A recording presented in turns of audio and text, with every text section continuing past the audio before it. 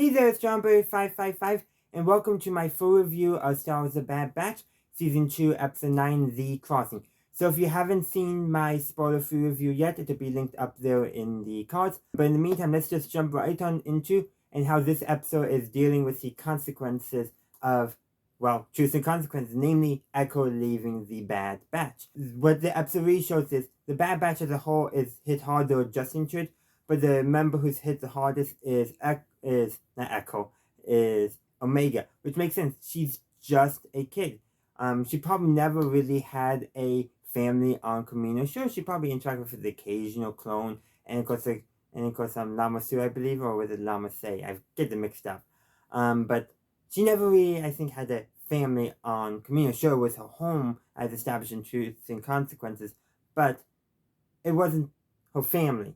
The Bad Batch is her family, so a member of the Bad Batch leaving it hurts her hard. Having Echo no longer be there is difficult for her. She's adjusting to it, but she's just a kid, so she doesn't fully understand why Echo made that choice. Why Echo, who might actually technically be younger than her, but is, because of clone aging, is actually older than her, and is basically a grown adult, would make that choice to go fight the Empire.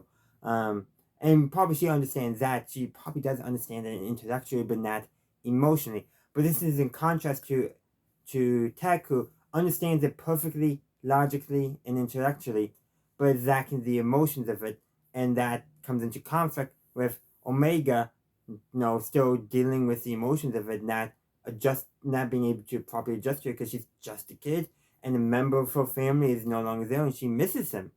But Tech, he keeps on saying the wrong thing because he's approaching it all rationally.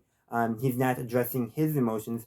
Though later in the episode, after they go through basically some rapids, they have a moment where they don't need to escape from a storm. They don't need to escape from a stampede. They don't need to escape from anything. They just gotta wait for Hunter and Wrecker to meet up with them with their gear and all that. That they are actually able to have that conversation that they both need to have, where they more or less explain their perspective. Omega addresses her frustration that Tech does not to be not seen. No, that Tech is not showing any emotions. While Tech does admit that he still feels what's the word? He has those emotions, but he doesn't feel or process them the same as Omega, which is very good for Omega to hear. To know that Tech still has those emotions, he just doesn't address them in the same way that she does. Very much, Tech is coded as autistic. Different way of expressing emotions. You can definitely tell he's coded on the spectrum. Has a high functioning but low social skills is probably a good way of looking at it. But highly analytical and all that. That's like where they placed him. But it does make sense. This is a character who doesn't process his emotions publicly. He addresses everything he's feeling from a logical perspective, probably because that's the best way for him to deal with him, especially as a soldier who has seen a lot. Sure, probably unlike Echo, he probably has. I don't think they've ever, except for Crossover, have never lost a member of the Bad Batch.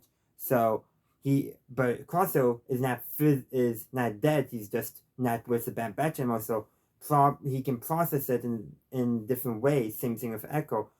But I have a feeling Echo, he lost and all his clone brothers he grew up with. All of Domino Squad is gone. Fives was the last one, and he was even there for that. He learned about it.